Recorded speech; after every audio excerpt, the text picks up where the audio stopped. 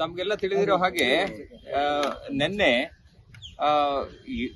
ಒಂದು FIR lodge ಆಗಿದೆ ಅಂತ ಹೇಳಿ ನಮ್ಮ ಗಮನಕ್ಕೆ ತಂದ್ರು. ಅದು crime number 123 of 2025 Cubbon park police station. ಅದರಲ್ಲಿ ಈ ಮೊನ್ನೆ ನಡೆದಂತ ಕಾಲ್ ತುಳಿತದ ಘಟನೆ ಮತ್ತೆ ಹೃದಯ ವಿದ್ರಾವಕವಾದಂತ 11 ಜನ ನಾಗರಿಕರು ಸತ್ತಂತ ಒಂದು ಘಟನೆ ಏನಿದೆ, ಆ ಘಟನೆಯ ಸಂಬಂಧ ಪೊಲೀಸ್ ಇನ್ಸ್ಪೆಕ್ಟರ್ ಕಬ್ಬನ್ ಪಾರ್ಕ್ ಅವರ ಕಂಪ್ಲೇಂಟ್ ಆಧಾರದ ಮೇಲೆ ಕೇಸನ್ನು ರಿಜಿಸ್ಟರ್ ಮಾಡಿ ಅದರಲ್ಲಿ RCB ಮತ್ತೆ ಕಾರ್ಯಕ್ರಮದ ಆಯೋಜಕರಾದಂಥ DNA ಮತ್ತೆ KCA ಅಂದ್ರೆ ಚಿನ್ನಸ್ವಾಮಿ ಸ್ಟೇಡಿಯಂನ ಉಸ್ತುವಾರಿಯಾದಂಥ KSCA Karnataka state cricket association ಏನಿದೆ, ಇದರ ಆಡಳಿತ ಮಂಡಳಿ ಈ ಮೂರು ವ್ಯಕ್ತಿಗಳನ್ನ, ಈ ಮೂರು ಜನರನ್ನ ಅಪಾದಿತರಾಗಿ ತೋರಿಸಲಾಗಿತ್ತು.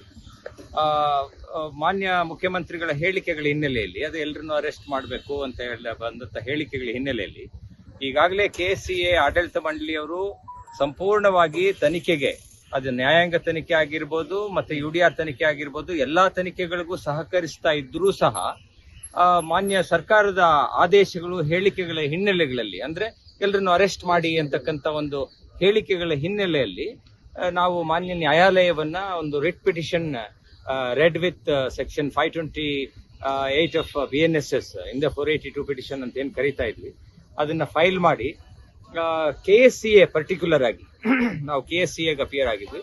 ಕರ್ನಾಟಕ ಸ್ಟೇಟ್ ಕ್ರಿಕೆಟ್ ಅಸೋಸಿಯೇಷನ್ ಆಡಳಿತ ಮಂಡಳಿ ಏನಿದೆ ಅದನ್ನ ಅಪಾದಿತರಾಗಿ ಮಾಡಿದ್ದಾರಲ್ಲ, ಅವ್ರ ವಿರುದ್ಧ ಯಾವುದೇ ಕ್ರಮಗಳನ್ನ ಈ ರೀತಿ culpable homicide not amounting to murder ಅಂತಕ್ಕಂಥ ಒಂದು ಅಫೆನ್ಸ್ಗಳನ್ನೆಲ್ಲ ಅವ್ರ ವಿರುದ್ಧ ಮಾಡ್ಲಿಕ್ಕೆ ಬರಲ್ಲ.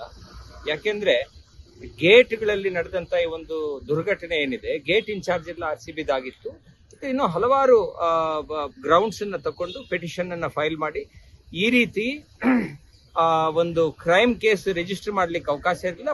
ಪರ್ಟಿಕ್ಯುಲರ್ ಆಗಿ KSCA ಆಡಳಿತ ಮಂಡಳಿ ಆಗ್ಲಿ ಅಥವಾ ಆಡಳಿತ ಮಂಡಳಿಯ ಆಫೀಸ್ ಬೇರರ್ಸ್ ನನ್ನಾಗ್ಲಿ ಅಪಾದಿತರನ್ನಾಗಿ ಮಾಡೋದು, ಅವ್ರ ವಿರುದ್ಧ ಅರೆಸ್ಟ್ ಮುಂತಾದ ಕ್ರಮಗಳನ್ನು ಕೈಗೊಳ್ತಕ್ಕಂಥದ್ದು ನ್ಯಾಯಕ್ಕೆ ವಿರುದ್ಧವಾದದ್ದು, ಕಾನೂನಿಗೆ ವಿರುದ್ಧವಾದದ್ದು ಅಂತಕ್ಕಂಥ ಆರ್ಗ್ಯುಮೆಂಟ್ಸ್ ಅನ್ನ ಮಾಡಿದ್ವಿ. ನಾನು ಮತ್ತೆ ಸೀನಿಯರ್ ಹಿರಿಯ ವಕೀಲರಾದಂತಹ ಅಶೋಕ್ ಕಾರ್ನಳ್ಳಿ ಸಾಹೇಬರು ಇಬ್ರು ಸಹ ಅಪಿಯರ್ ಆಗಿದ್ವಿ. ಇವತ್ತು ಮಾನ್ಯ ನ್ಯಾಯಾಲಯ ಈ ವಿಷಯವನ್ನೆಲ್ಲ, ಆ ನ್ಯಾಯಾಲಯದಲ್ಲಿ ಬಹುಮುಖ್ಯವಾಗಿ ಇನ್ನೊಂದು ವಿಚಾರ ಏನಂದ್ರೆ, ನ್ಯಾಯಾಲಯದಲ್ಲಿ ಮ್ಯಾಟ್ರು ಹಿಯರಿಂಗ್ ತಗೊಳ್ಳುವಂತ ಸಂದರ್ಭದಲ್ಲಿ ನಮ್ಮ ಗಮನಕ್ಕೆ ಬಂದಂತ ವಿಷಯ ಏನಂದ್ರೆ, ಇದೇ ಘಟನೆಯ ಮೇಲೆ ಇನ್ನ 2 FIR ಸಹ ಆಗಿದೆ ಅಂತ, ಕ್ರೈಮ್ ನಂಬರ್ 124 ಮತ್ತೆ 125 ಆಗಿದೆ ಅಂತಕ್ಕಂಥದ್ದನ್ನ ಸಹ ನ್ಯಾಯಾಲಯದಲ್ಲಿ ಗಮನಕ್ಕೆ ತರಲಾಯಿತು. ಆಗ ನಾವು ಹೇಳಿದ್ವಿ, ಒಂದೇ ಒಂದು ಭೌತಿಕ ಘಟನೆಗೆ, for a single physical incident there can be multiple FIRs and multiple investigations. ಹಾಗಾಗಿ ಎಲ್ಲಾ ಕೇಸ್ಗಳಲ್ಲಿ ಒಂದು ಪ್ರೊಟೆಕ್ಷನ್ ಅನ್ನು ಕೊಡಬೇಕು ಅಂತ ಮಾನ್ಯ ನ್ಯಾಯಾಲಯಕ್ಕೆ ನಿವೇದನೆ ಮಾಡ್ಕೊಂಡ್ವಿ. ಅಡ್ವೊಕೇಟ್ ಜನರಲ್ ಸಾಹೇಬರು ಶಶಿಕಿರಣ್ ಶೆಟ್ಟಿರ್ ಅವರು, ರಾಜ್ಯ ಅಭಿಯೋಜಕರಾದಂತಹ ಬೆಳ್ಳಿಯಪ್ಪ ಸಾಹೇಬರು ಅಪಿಯರ್ ಆಗಿದ್ರು ರಾಜ್ಯದ ಪರವಾಗಿ. ಅವರು ಬಹಳ ವಿವರವಾದಂತ ವಿಚಾರಗಳನ್ನ ನ್ಯಾಯಾಲಯ ಕೇಳಿದ್ರು. ಈಗಾಗಲೇ ಮ್ಯಾಟರ್ನ ನಾವು CIDಗೆ ತನಿಖೆಗೆ ಹಸ್ತಾಂತರ ಮಾಡಿದ್ದೀವಿ. ಈಗ ಇದೊಂದು ದಾರುಣವಾದಂತಹ ಘಟನೆ, ಯಾವುದೇ ರಿಲೀಫ್ ಕೊಡಬಾರ್ದು ಅಂತ ಅಬ್ಜೆಕ್ಟ್ ಮಾಡಿದ್ರು.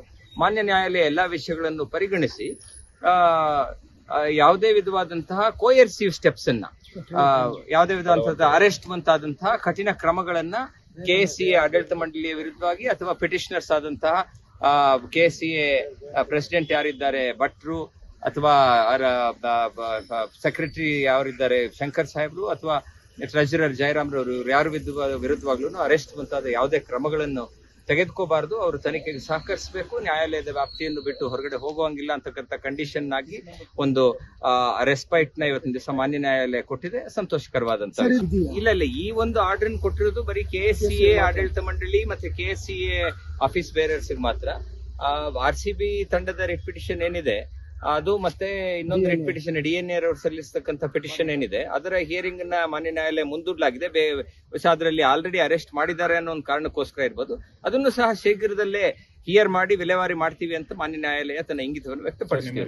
ರಿಟ್ ಪಿಟಿಷನ್ ಅಲ್ಲಿ ನಾವು ಹೇಳಿರ್ತಕ್ಕಂಥ ವಿಚಾರಗಳೇನಂದ್ರೆ, ಸರ್ಕಾರವೇ ಇದನ್ನ ಆಯೋಜನೆ ಮಾಡಿತ್ತು ಅಂತ ಹೇಳಿಲ್ಲ. ಸರ್ಕಾರ ಈ ಒಂದು ಆಯೋಜನೆ ಏನಿತ್ತು, ಈ ವಿಕ್ಟರಿ ಪೆರೇಡ್ ಏನಿತ್ತು, RCB ತಂಡ ಜಯಗಳಿಸಿದಂತ ವಿಚಾರವನ್ನ ಆನಂದಿಸ್ತಕ್ಕಂತ ಮತ್ತೆ ಅದನ್ನ ಆಚರಣೆ ಮಾಡ್ತಕ್ಕಂತ ವಿಚಾರದಲ್ಲಿ ಸರ್ಕಾರವೂ ಸಹ ಪಾಲ್ಗೊಂಡಿತ್ತು. ಮುಖ್ಯವಾಗಿ RCB ತಂಡದ ಆಟಗಾರರು ಏನಿದ್ದಾರೆ 18 ವರ್ಷ ಆದ್ಮೇಲೆ ಕಪ್ ತಗೊಂಡ್ಬಂದ್ರು ಅಂತಕ್ಕಂಥ ಒಂದು ಸಂತೋಷದಾಯಕವಾದಂತಹ ವಿಚಾರವನ್ನ ಸರ್ಕಾರವೂ ಸಹ ಆಚರಣೆ ಮಾಡಿದೆ.